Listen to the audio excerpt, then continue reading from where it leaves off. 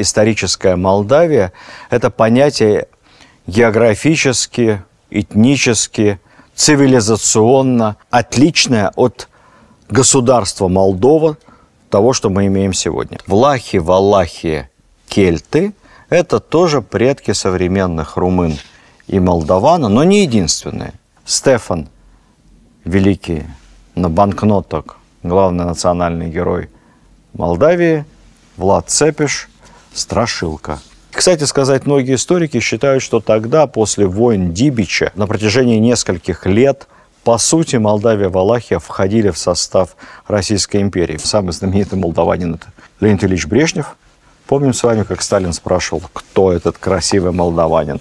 Территория увеличилась раза в 2,5, по-моему, а население в 3 раза. В момент распада Советского Союза началось вот это вот отстраивание молдавского национализма. Это народ с древней историей, народ с крепчайшими связями с Россией.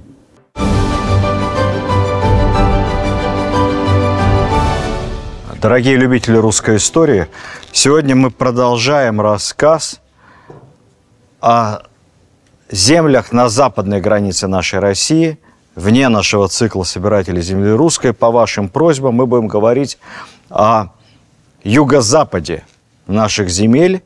Мы будем говорить о государствах Румыния, Молдавии, об их истории и о Великой Отечественной войне. Немецко-фашистские захватчики – это вот такой штамп. Но это были не немцы. Да, фашисты, но не немцы. Вся Европа, за исключением нейтральной Швейцарии и полунейтральной Швеции, Британских островов. Вся Европа была под Германией и вместе с фашистской Германией. Даже Испания, формально не объявляя войну Советскому Союзу, посылали свои дивизии и части. Легионы СС отовсюду. А некоторые страны вполне себе официально, всей своей государственной мощью, всем аппаратом, всей армией, всеми министерствами обороны, всеми промышленностями официально воевали против СССР. И среди этих официальных не немецко-фашистских частей были румынские фашисты. Сотни тысяч, захвативших нашу землю, дошедших до Кавказа и Сталинграда, захвативших и нашу советскую Молдавию. Но у молдаван был выбор, с кем быть.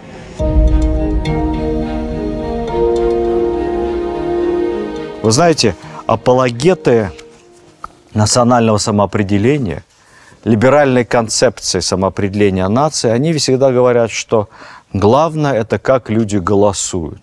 Главное, как они самоопределяются путем свободного избирательного волеизъявления. И я с ними совершенно согласен.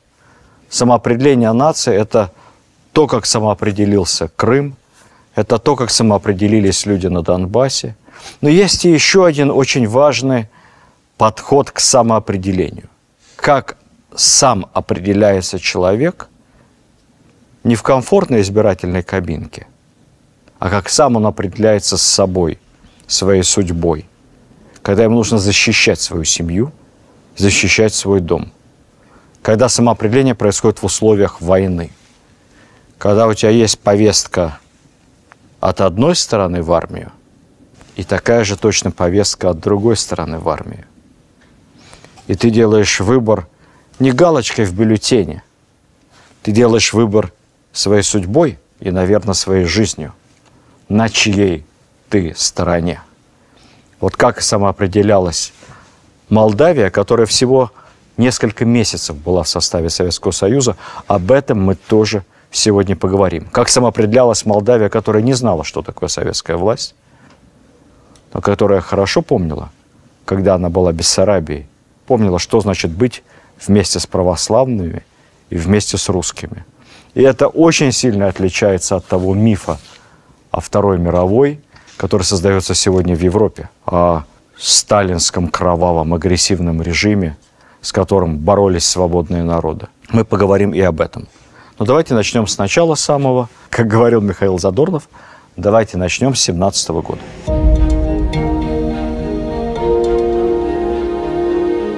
Территория бывшей Бессарабской губернии Российской империи была в 18 году под шумок гражданской войны захвачена и аннексирована бывшим союзником России королевством Румыния.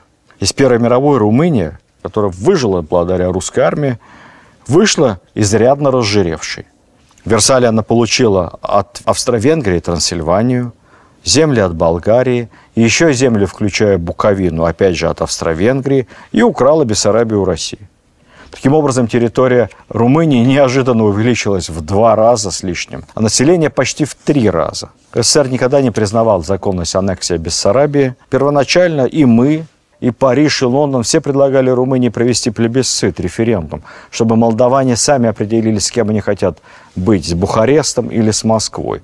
Но Румыния понимала, чем закончится такой плебисцит, и ни разу на него не согласилась. Вместо этого они все выше и выше задирали планку русофобской истерии, мол, только обладание Бессарабией даст возможность Румынии справиться с большевистским напором.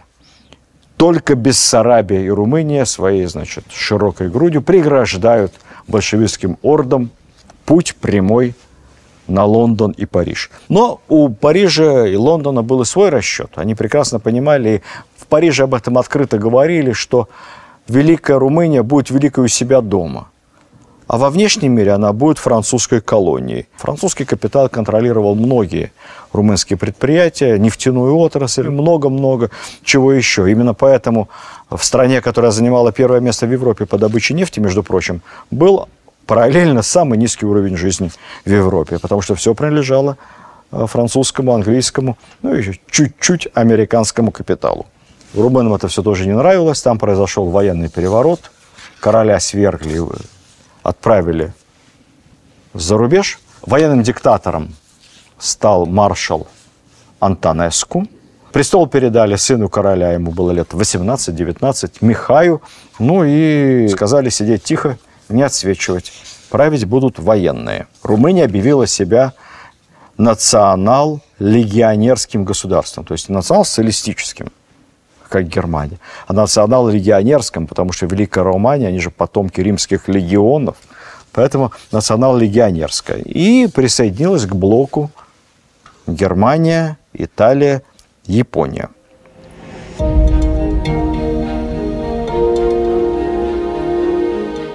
На всякий случай для охраны нефтепромыслов в Румынию тут же вошли германские войска.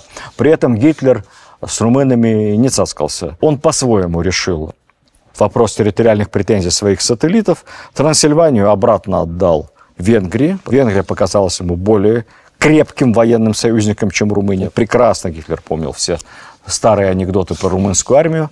Отсылаю вас к нашему предыдущему разговору. Часть Румынии отдал Болгарии. Вот так краилась земля собственного союзника.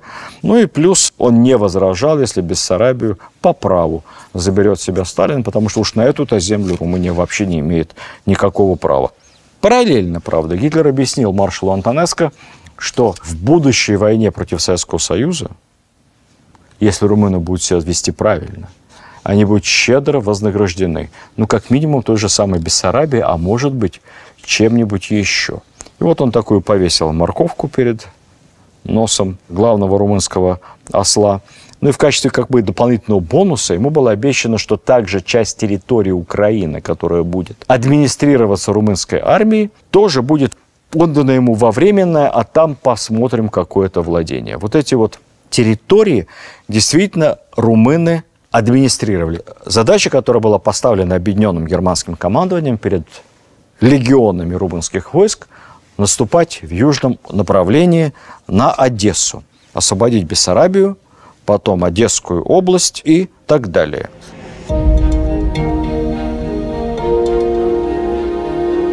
В ночь на 22 июня наш пограничник, владевший молдавским языком, перехватил сообщение румынского радио. Это была выжимка из речи Антонеску, обращенная к бравой румынской армии, открытым текстом перед наступлением. Текст настолько замечательный, что я позволю себе просто его процитировать. Вот, собственно, это расшифрованное на нашем бланке пограничное сообщение, тут же отправленное в центр. «Вперед, румыны!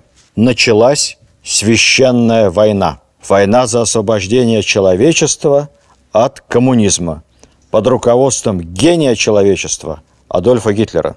Мы коммунизм победим. Мы румыны. Румыны вперед. После этой бравой речи румынские войска, несколько румынских армий 22 июня атаковали наших пограничников. Но пошло немножко не по плану. Румынские армии не смогли преодолеть сопротивление наших погранзастав. Даже не смогли переправиться через пруд. Как писали наши пограничники, сообщали в первый же день, они воспринимали происходящее не как начало войны со стороны Румынии, а как нарушение границы очень большими румынскими бандами. Однако, к счастью, банды прорваться нигде не смогли. На всем протяжении границы они были отброшены на исходные позиции. 2 недели пограничники вместе с подошедшими частями Красной Армии сдерживали атаки румын. В некоторых местах даже перешли в контрнаступление, захватили плацдармы на румынской стороне. Только впоследствии они вынуждены были отступать, поскольку немецкие армии обошли с севера. Если бы мы продолжали удерживать пруд, то, скорее всего, были бы быстро окружены. Так начались бои в Молдавии. Здесь же, в Молдавии, начинали свой боевой путь многие наши прославленные герои войны. Здесь начинал свой боевой путь летчик Александр Покрышкин. В первые же дни войны он был сбит, пробирался 4 дня пешком, выходил к нашим позициям и вспоминал потом, как голодного, оборванного советского летчика какие-то молдавские старик и девочка приютили и накормили. Хотя должны были относиться по румынской версии истории к вражескому летчику совсем иначе. И потом уже не его сбивали, а он сбивал и сбивал немецких ассов.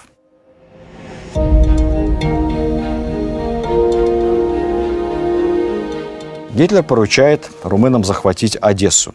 Одессу обороняли 3 дивизии Красной Армии и еще какие-то команды добровольцев. В общей сложности примерно 30-35 тысяч человек. А численность румынской военной группировки, которая штурмовала Одессу, была 340 тысяч, то есть в 10 раз больше. Одесса была заблокирована и окружена. Румыны при атаках на город потеряли почти 100 тысяч солдат и офицеров, но город взять так и не смогли. И только когда немцы прорвались в Крым, руководство РККА решило перебросить остатки наших войск, защищавших Одессу, в Севастополь, потому что держать Севастополь было важнее. Румыны так и не осмелились войти в город несколько дней, пока не убедились, что там не осталось ни одного бойца Красной Армии. Вот Одесса и стала столицей новой румынской территории, которую назвали румыны Транснистрия. Это была территория, которая объединяла Одессу и соседние области, и они администрировались Румынией. Как объяснял маршал Антонеску, румынский диктатор, почему так долго румыны не могли взять Одессу. Процитирую его выступление на заседании правительства. И война в целом, и в особенности бои под Одессой доказали, что главный дьявол – это еврей. Он и только он, еврей, ведет русских как стадо баранов и заставляет их умирать. Если бы не было еврейских комиссаров, мы сразу бы заняли Одессу. Но дело на самом деле было, конечно, в другом. Дело в том, что боеспособность румынской армии была невысокой, они были плохо моторизированные, там было меньше артиллерии, мало тяжелого вооружения. Немецкие генералы относились к румынским войскам с нескрываемым презрением. Мотивация у солдат была... Ее не было воевать. Румыны воевать за немцев не хотели. Особенно умирать не хотели. Колоссальное социальное расслоение было между румынскими солдатами и офицерами. Официально разрешалось бить солдат. Они ходили с такими тростями, лупили солдат собственных за малейшую провинность. Прочитаю тут пару документов, а вы послушайте. Кавычки. Передо мной 2 румынских офицера, командиры подчиненных румынских рот. Их окутывает целое облако одеколона. Несмотря на черные усики, они выглядят довольно женственно. Так образно пишет человек. Черты их загорелых лиц с пухлыми бритыми щечками расплывчаты. Зато мундиры аккуратненькие, напоминают файф-охлокти на Пикадилли. Покрой безупречен. Сразу видно, что их шили модные портные. А вот... Этот же наблюдатель описывает солдат. Кругом у них, словно тени, шныряют исхудалые солдаты, обессиленные, усталые, небритые, заросшие грязью. Мундиры изношенные. Повсюду, несмотря на явную физическую слабость, они работают, строят блиндажи для офицеров. Это из воспоминаний офицера вермахта, союзника. Далее этот же офицер натыкается на румынскую полевую кухню, на которой сидит ни много ни мало целый капитан румынской армии и помешивает суп. Свое странное поведение, что делает капитан, командир роты, на кухне, Он объясняет так. Здесь все приходится делать самому. В такое время в нашей армии к жратве солдат близко подпускать нельзя. Ну, в общем, воевать румыны не хотели, идеи у них не было. У нас тоже ходили на эту тему всякие забавные истории. Например, при защите Одессы был такой случай, когда защитники-добровольцы, тоже техники не было, значит, взяли 3 трактора, обшили их фанерой, поверх фанеры пустили какой-то жестяной лист, изображающий металл. Как-то это все раскрасили. В общем, они страшно тарахтели, был вид угрожающий. Сверху поставили пулемет с длинным дулом. И эти 3 трактора, страшно тарахтя и стреляя в воздух, двинулись на позицию румынских солдат. Понятно, что их не то чтобы снаряд, их там любая пуля, выпущенная из пулемета, эту фанеру жестью прошивала насквозь. Однако вид у этих сооружений был настолько устрашающий, что когда они подъехали к румынским позициям, увидев эти страшные новые русские танки, румыны, побросав окопы, бежали. Наши бойцы придумали этим тракторам название не 1, не 2 и не 3, то есть НИ, на испуг. Вряд ли бы кто-то из командиров отважился бы также атаковать позиции германской армии. Но румыны воевать были не готовы. Зато, правда, румынская пропаганда в части какой-то поразительной своей тупости даже превосходила ведомство Геббельса. Вот, например, что писало румынское издание в статье под названием «Нечеловеческие страдания изгнанных румын». Они ведь объявили, что они освободили Бессарабию, то есть истинную Румынию, нашу Молдавию советскую. А после этого в освобожденную Бессарабию возвращаются эшелоны, тысячи, десятки тысяч молдаван, румын, молдаван они не признавали, которые хотят вернуться в Бессарабию домой. И вот что они писали в красках. В тылу у большевиков наши братья румыны-молдаваны питались одной брюквой, скитались месяцами в голодной степи, не видели куска хлеба много месяцев. И вот из последних сил они переправились на поездах обратно на родину. Все это очень красиво, только непонятно, каким образом. Через линию фронта из большевистской России эвакуированные молдаване, значит, перебирались на поездах обратно в Молдавию. Над этим себе голову румынские пропагандисты не ломали.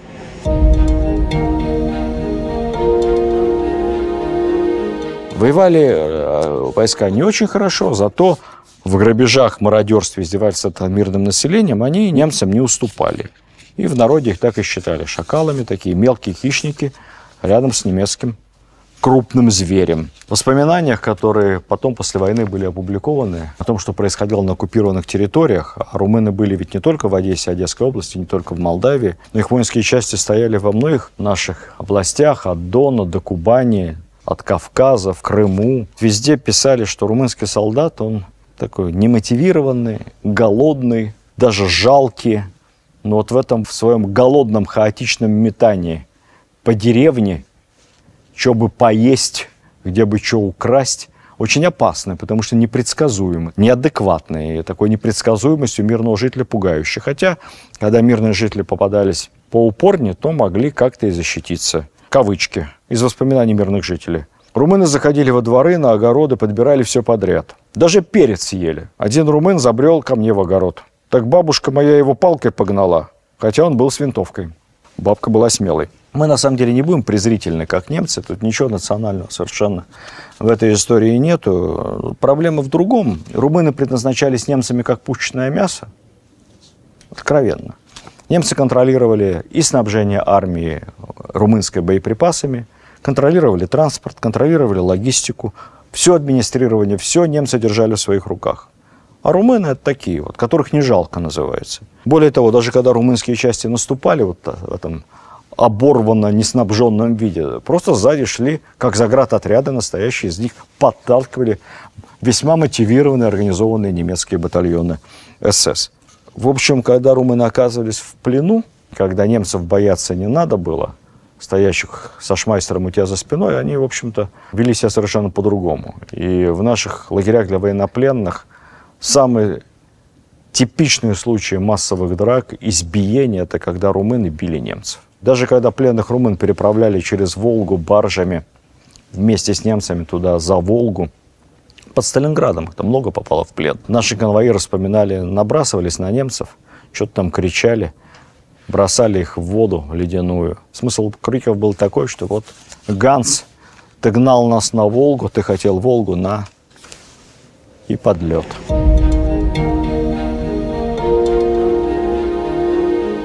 Мы знали, что румынам немцы не доверяют, знали, что ставят их на фланги, как наименее боеспособные части.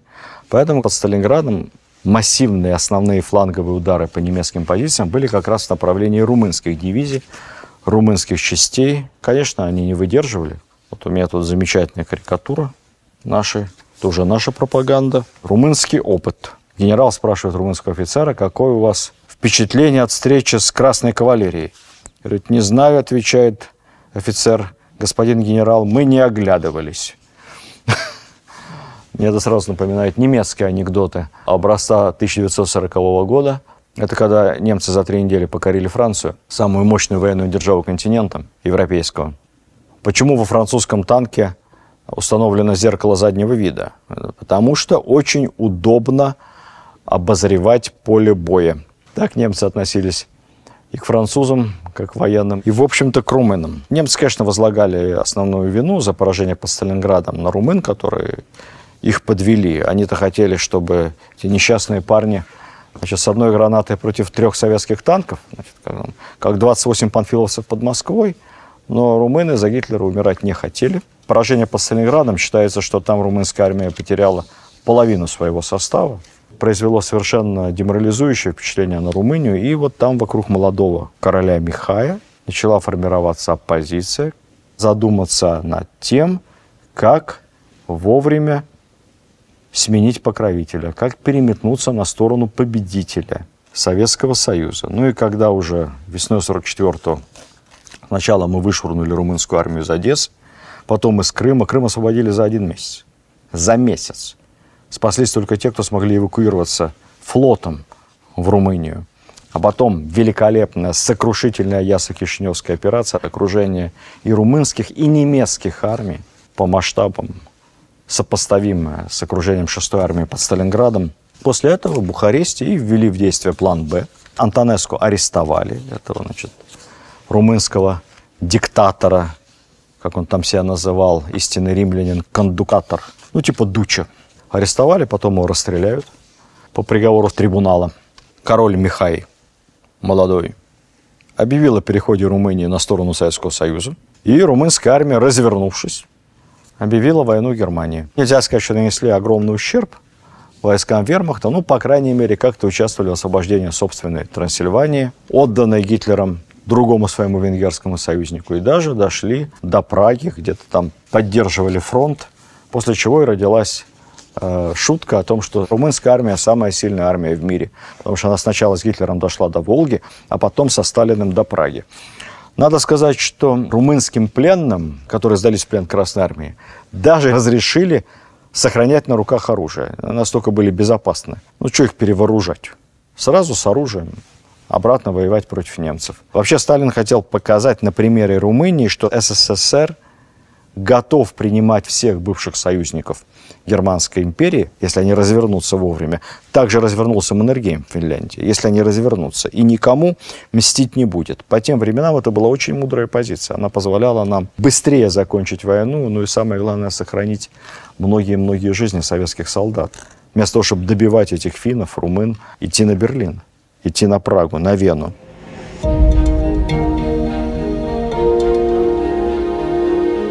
Была выпущена специальная директива Совнаркома, как вести себя в Румынии советской армии. Советских порядков не вводить, никому не мстить, вести себя цивилизованно, культурно.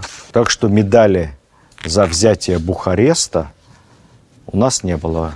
Получилось, Бухарест сдался. Слава Богу. Румыны страшно боялись мести. Из донесения наших политорганов. В селе к приходу части нашей армии не было ни одного жителя. Все спрятались в горах. Потом они пришли. Их удивлению и радости не было конца, когда они увидели, что никто из красноармейцев не жжет их дома, даже не трогает домашний скарб. Румыны не могли поверить своему счастью, что наказание за бесчинство на советской территории, за участие в агрессии не будет. Не могли поверить до такой степени, что в Румынии распространялось такое поверье, что та Красная Армия, которая пришла в Румынию и сейчас находится, это на самом деле другая, так называемая русская армия. А вот когда русская армия уйдет, вслед за ней придет Красная Армия. Красная Армия одевается не в защитный цвет, не в цвет хаки, она одевается во все красное. И вот тогда, когда Красная Армия придет в красной форме, они будут все разрушать, убивать, насиловать, в общем, будут мстить румынам. Но Красная Армия, они не дождались, а наши вели себя более чем культурно. А почему румыны так нервничали? Почему они так переживали? Потому что было за что. Они прекрасно понимали, как они сами себя вели и в захваченной Молдавии, и так называемой Транснистрии, да и везде, где находились румынские оккупанты.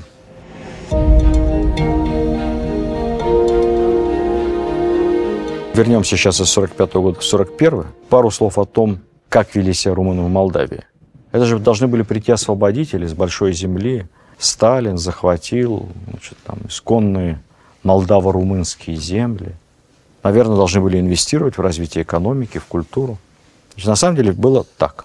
Территория между Днестром и Бугом была названа губернаторством Транснистрия. Плюс была еще Бессарабское губернаторство, центр Кишинев, и Буковинское, центр Черновцы.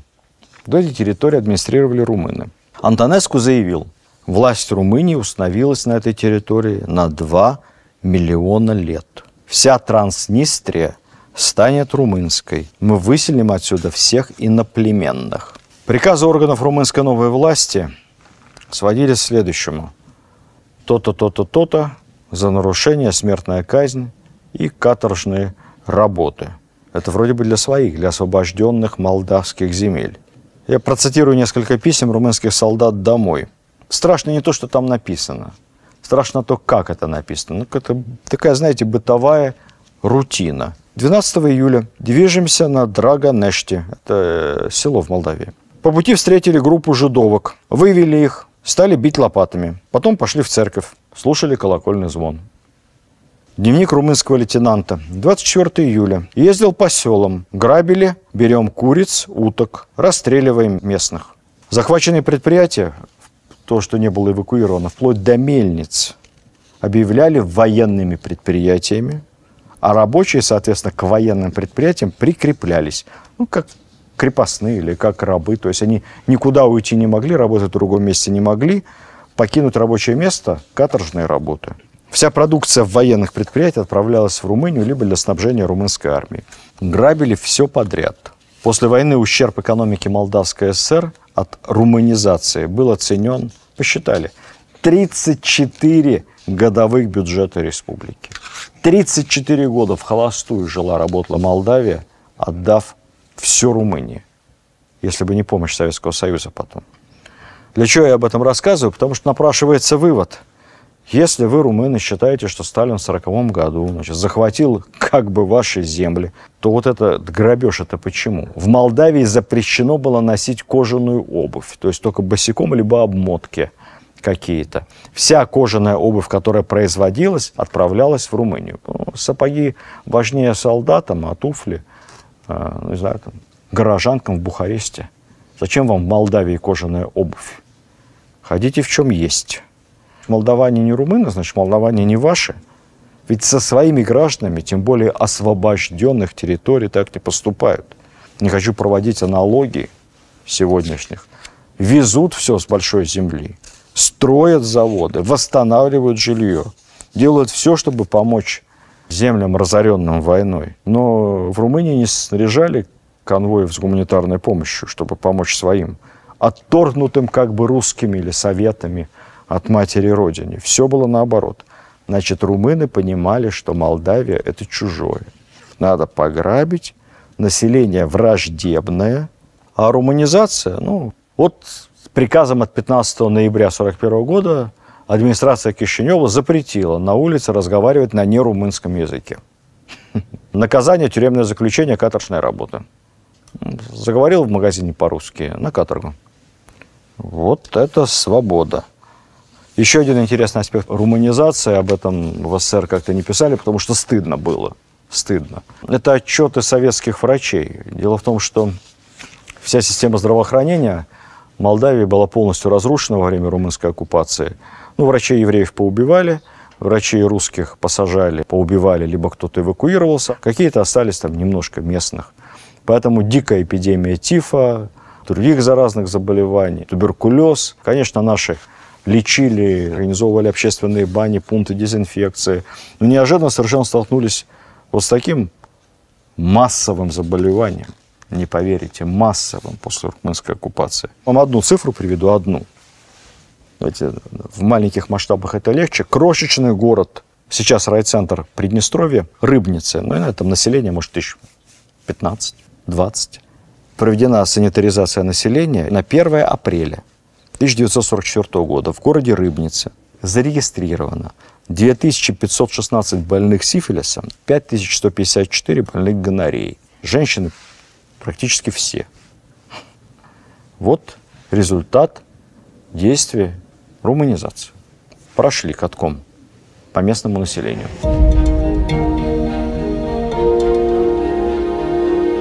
Важный показатель всегда и везде, как оккупационные власти или власти, которые освобождают эту территорию, относятся к системе образования, как они восстанавливают школы, институты, высшее образование. Могу сказать в 2 словах, румынская администрация полностью разрушила всю систему образования на оккупированных молдавских бессарабских землях.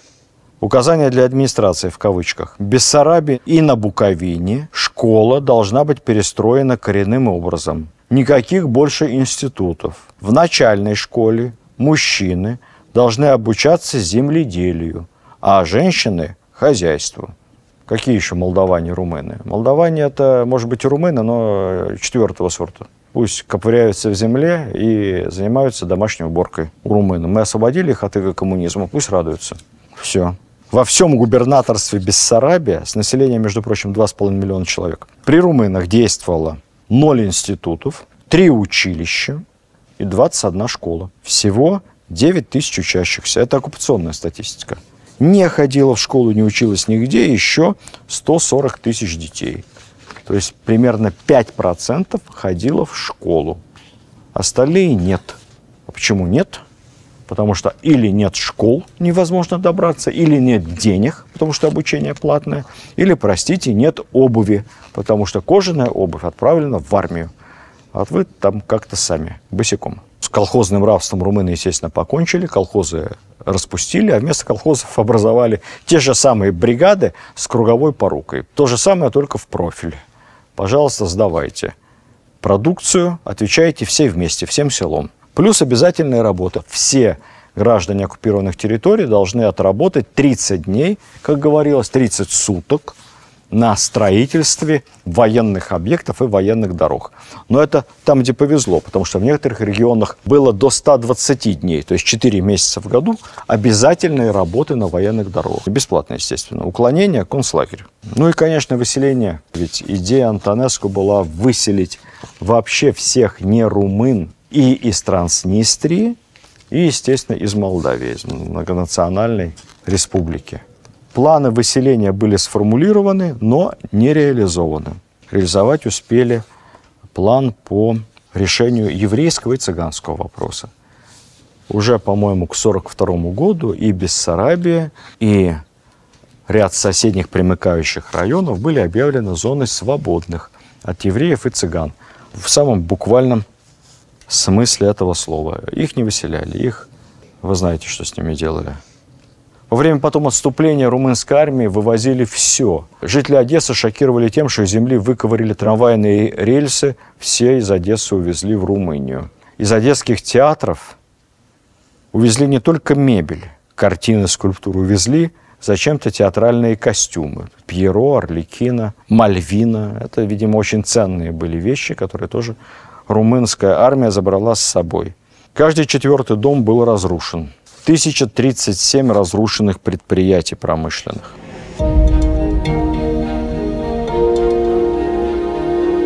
Цифрами я могу сыпать бесконечно, но проводить различия между немецко-фашистской оккупацией и румынско-фашистской оккупацией не имеет никакого смысла. Все было то же самое. Вот абсолютно то же самое, только румынские солдаты были голодные, хуже обеспеченные и еще менее предсказуемые. Холокост, у нас есть какие-то символы, вот такие, знаете, Бабий Яр, зверство немцев под Киевом. А вот о румынском Холокосте мы знаем очень мало. А на самом деле было страшно, особенно в Одессе. Я прочитаю лишь одно свидетельство русской женщины. 19 октября 1941 года в помещении пороховых складов возле моего дома румыны начали сгонять арестованных жителей. Когда 9 пустых складских помещений были заполнены, они стали подкатывать к складам бочки с горючим. Я сама видела, как румыны насосами качали горючее из этих бочек и через шланги поливали стены складов. Потом румынские солдаты их подожгли. Поднялся страшный крик. Женщины и дети пытались вырваться. Объятые пламенем кричали: «Спасите, спасите, не сжигайте». Подожженные румынами склады продолжали гореть несколько дней. Экономили на патронах. Опять же, эти рвы в Бабьем Яру закапывать, раскапывать. Поэтому румынам было почему и за что бояться мести со стороны Красной Армии. Но мы не мстили.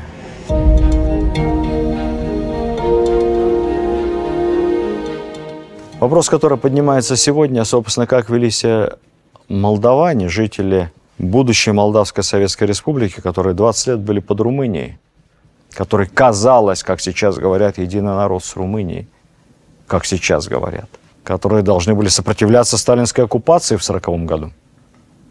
А когда вернулась румынская армия, стройными рядами добровольцев влиться в румынскую армию, бороться с жидобольшевиками. Как это было на самом деле? Я расскажу. Начну с того, что в июне 1940-го у жителей Молдавии и Бессарабии появился выбор. Открылось окно, открылась граница. Можно было бежать в Румынию, но окно работало и в другую сторону. Можно было из Румынии переехать в Молдавию, на советскую сторону. Как вы думаете, в чью пользу был обмен? Куда ломанулись релоканты? Открытая граница. Свободная Европа, большевистский Мордор. 30 тысяч человек посчитали за лучшее уехать от большевиков в Европу, в Румынию. Обратно из Румынии в СССР переехало 150 тысяч человек за эти дни. У меня, к сожалению, нет статистики по национальностям. Я не исключаю, что из этих 150 тысяч большая доля были румынские евреи, которые там уж совсем ничего не светило им, они все понимали. Но тем не менее, 30 тысяч из СССР на запад через открытую границу, 150 тысяч из Румынии в будущую советскую Молдавию. Вот так. Если вы посмотрите хронику объявления советской власти в Молдавии, 100-тысячный митинг в Кишиневе. Тогда небольшой город еще. Вот, наверное, все население Кишинева, да еще и все, кто съехался с окрестностей, 100 тысяч на площадях. Выступает уроженец Бессарабии маршал Тимошенко. Отлично знал молдавский язык. Действительно забрасывали цветами и венками входящих солдат Красной Армии. Ни одного выстрела, никакого сопротивления. Никакого. Мы пришли в нашу Бессарабию, в нашу Молдавию как освободители. Далее интересно. Я уже сказал вам в самом начале, что несколько недель Красная Армия сдерживала наступление румынских армий, отбивали все попытки, и поэтому, если в других регионах, в Белоруссии, например, где немцы очень быстро прорвались к Минску, мирная жизнь была полностью дезорганизована, мобилизацию провести не успевали, то здесь у нас получился несколько недель временной лаг, запас, когда работали все промышленные предприятия, даже перевыполняли план, ни одно не остановилось. Работали в советской Молдавии все торговые предприятия, магазины, почта, телеграф, все продолжало функционировать. Пограничники сдерживали наступление на реке. Более того, за эти несколько недель были разосланы повестки, и дальше, внимание, 47 600 местных призывников, то есть вчерашней Румынии, а сегодняшней советской Молдавии, пришли в военкоматы и вступили в ряды Красной Армии. Что интересно, признают даже румынские и молдавские историки, что из этих 47 тысяч примерно половина это были бывшие солдаты румынской армии. Молдаване, которые с большим энтузиазмом вступили в Красную Армию, чтобы сражаться против немцев и румын. Далее, помимо призыва, в Молдавии в самом начале войны было создано еще 63 истребительных батальона. Это были маленькие батальоны, по 100-200 бойцов в каждом, но 63. Значит, что такое истребительный батальон? Они все формировались только из добровольцев.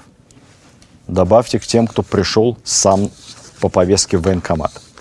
Было зафиксировано немало случаев, пограничники об этом вспоминают, что пока они сдерживали румын эти первые недели, к ним просто местные селяне приходили, молдаване, некоторые прямо с георгиевскими крестами солдатскими, из числа тех молдаван, которые в императорской армии служили, крестьяне, и говорили: дайте мне винтовку, или приходил со своим ружьем, я буду защищать мой дом от румын.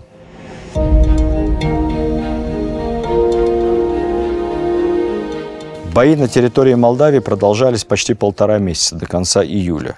Потом была попытка эвакуации, не все смогли уехать, ходили пешком уже в основном. Но часть предприятий была вывезена, и многие тысячи молдаван годы войны провели в тылу, работая в советских колхозах, совхозах, на предприятиях.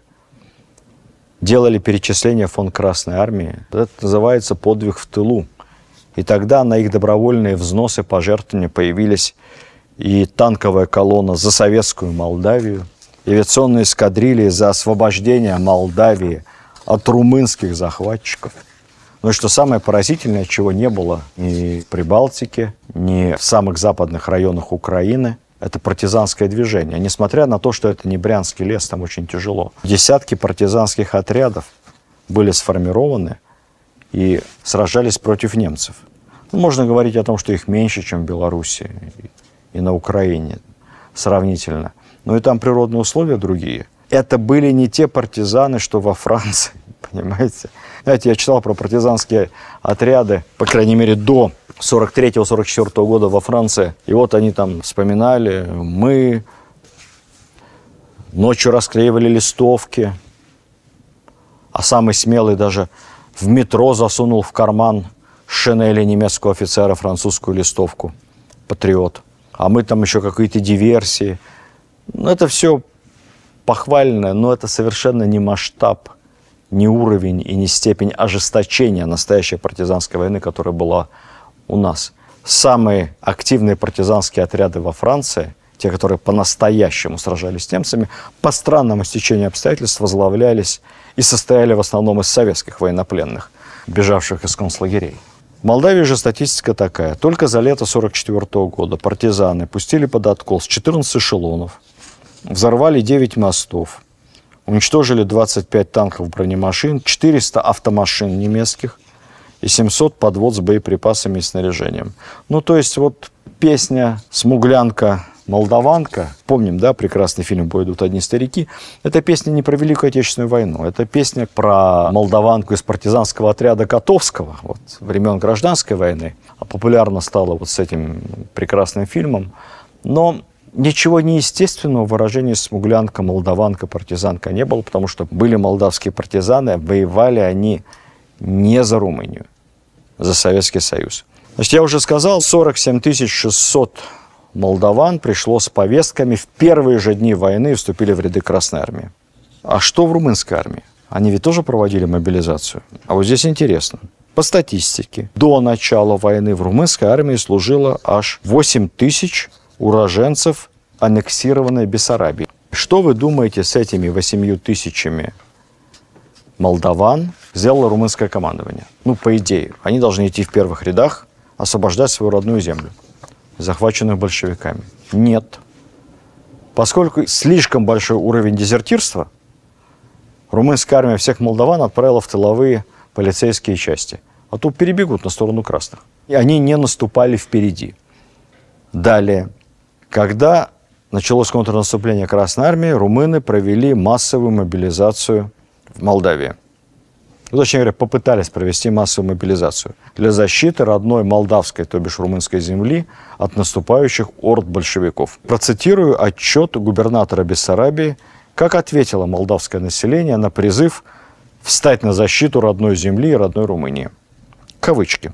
«Сами явились по разным населенным пунктам от 2 до 10% призванных. Остальных пытаемся отловить жандармами». В общем, попытались не особо, потому что как посчитали молдавские историки, в общей сложности за всю войну румынам удалось мобилизовать в армию примерно 20 тысяч молдаван. За всю войну. Я не знаю, включали ли это тех 8 тысяч, которые были изначально. Когда пришла Красная армия и объявила свою мобилизацию в 1944 году, отовсюду, как из подполья, обнаружились молдавские призывники. И в общей сложности в Красную армию и в трудовые армии вступило 250 тысяч молдаван в течение нескольких месяцев 1944 года. 250 тысяч. Как это объяснить, что за всю войну за румын воевало 20 тысяч молдаван, насильно и ненасильно призванных, согнанных, а в Красной армии 50 в 1941 и еще 250 в 1944. Ну как это объяснить? Объясняют это сегодня румынские историки так. Вы знаете, румыны очень гуманно проводили мобилизацию, а красные насильно. Насильно. Очень жестокими методами. Я вообще не очень понимаю, что такое мобилизация жестокими методами, потому что мобилизация от повестки, это долг, защищая Родину. И мне чуть не очень верится, что румынские жандармы действовали деликатнее, чем военкоматы РКК. Ну вот недавно прочитал, как это объясняет современный молодой молдавский историк. Пишет следующее. В эти же месяцы, апрель-август 1944, то есть после освобождения Молдавской ССР, имели место крупные репрессивные акции Советов. Ну, репрессивные понятно, потому что репрессия такая общая мантра всех рассказов о советской власти, она без репрессий жить не может. Ну, какие это крупные репрессивные меры? Когда население Тырновского района выразило протест против насильственной мобилизации в ряды советской армии, бюро ЦК КПБМ Компартии Молдавии приняло решение направить в этот район, ну и далее, что вы думаете, бюро ЦК КПБМ направило в район, там, батальон карателей НКВД, роту автоматчиков СМЕРШа, которая разобралась, кто там выступает против насильственной мобилизации в Тырновском районе. Не тут-то было. Кто был направлен? Была направлена бригада из 3 работников ЦК КПБМ для оказания помощи Тырновскому райкому партии в целях пресечения вражеской пропаганды. Ну вот, я тут не знаю, мне кажется, молодой молдавский историк, он либо вообще не понимает, что такое означает аббревиатура ЦК КПБМ, Коммунистической партии большевиков Молдавии. В каком-то безвоздушном пространстве находится. Ну, вот в голове этого молодого историка направление 3 инструкторов ЦК – это крупная репрессивная акция. Зажег. Зажег.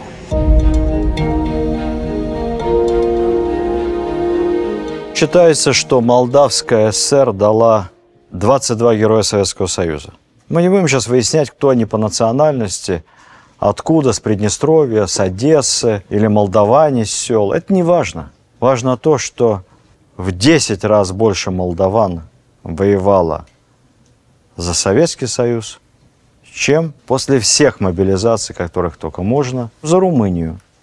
Румыны не считали молдаван своими, а молдаваны видели в румынах оккупантов и агрессоров. Среди известных героев войны, уроженцев Бессарабии, помимо маршала Семена Тимошенко, кстати, герой еще Первой мировой войны, он родился в селе в Измаильском районе Одесской области, хорошо знал и украинский, и молдавский, и родной русский у него был. У него еще 3 солдатских Георгия за Первую мировую, причем первый за знаменитую оборону крепости Осовец. Среди них уроженцев Бессарабии, знаменитый партизан Петр Вершигора, соратник Ковпака, он из Приднестровья, и Владимир Бачковский, танковый ас, уничтоживший 36 немецких танков, сам горел в танке 6 раз, но потом продолжал воевать. Уроженец Тирасполя. И Ольга Банчик из Кишинева.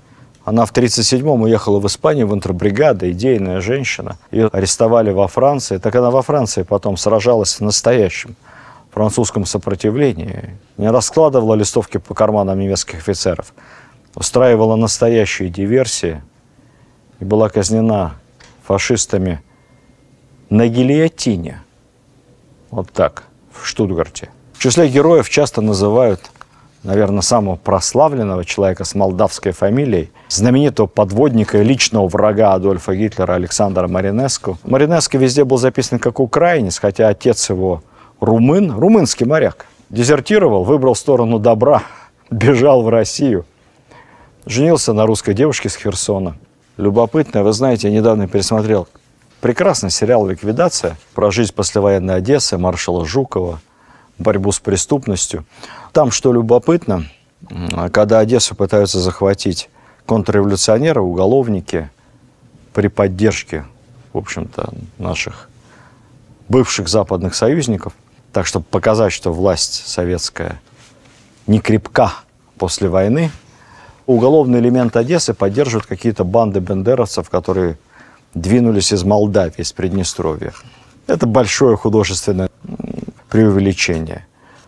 По всем отчетам НКВД и СМЕРШа на всей территории советской Молдавии, ну и Приднестровье тоже ведь туда входило, в советскую Молдавию, было обнаружено, ликвидировано в послевоенные годы 6 или 7 бандитских формирования. 6 или 7. На Западной Украине их были сотни. Сотни. Поэтому и после войны воевать со своей родиной, с Советским Союзом, молдаване не собирались.